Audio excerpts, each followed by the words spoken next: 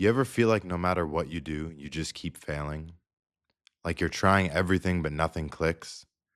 I've been there, and let me tell you something right now. That's not a bug in the system.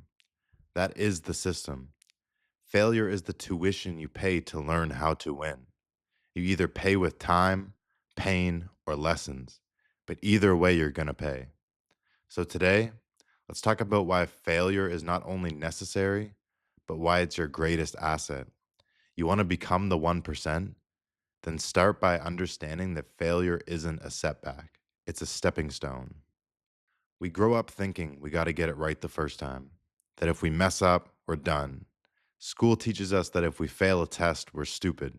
Social media shows us highlight reels of everyone winning while we're losing quietly. But here's the real shit: most of those wins are built on piles of failure no one talks about. Take Michael Jordan. Man got cut from his high school basketball team.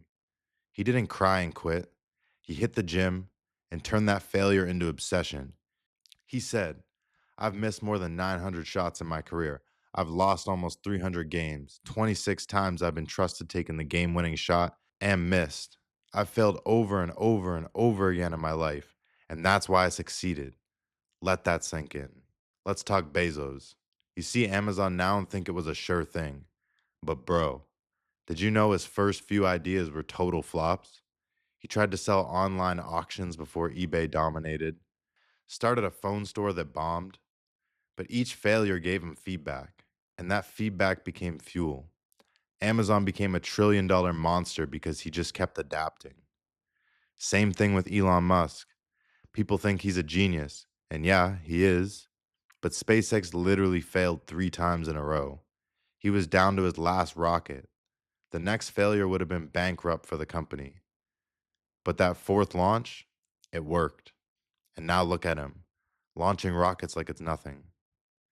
And me, man, I failed at damn near everything before I started this channel. Blew up portfolios, lost cash chasing meme coins, got scammed, rugged, you name it. I used to think I had to win right away. But it's only now, after all that, L after L, that I actually started learning, started refining, started building something real. Do you ever go to the gym and see that dude going 110% for 1 week and then disappearing for 3 months? That's intensity with no consistency. It don't work.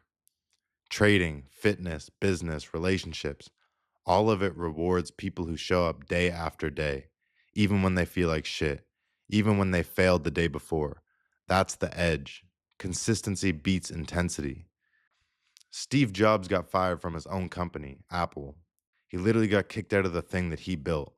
But did he quit? No.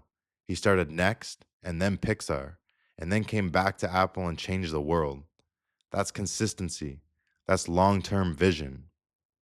If you aren't failing, you aren't trying, period.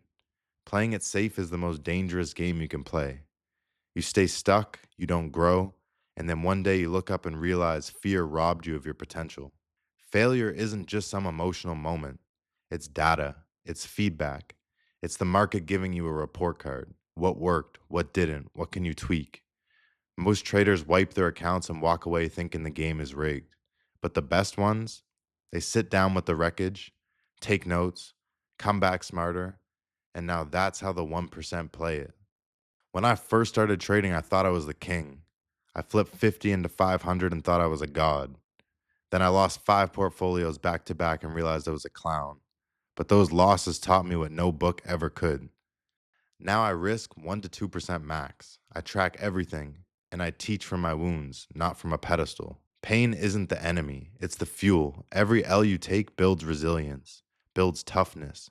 And the people who can take hit after hit and still show up, they become legends. Thomas Edison failed 1,000 times before he figured out the light bulb. Ask about it. He said, I didn't fail 1,000 times. The light bulb was an invention with 1,000 steps. That's the mindset. Reframe failure. Stop looking at it like death and start looking at it like iteration. If you're afraid to fail, you're not ready to succeed. Because real success ain't clean. It's bloody, it's embarrassing, it's lonely. But on the other side, freedom.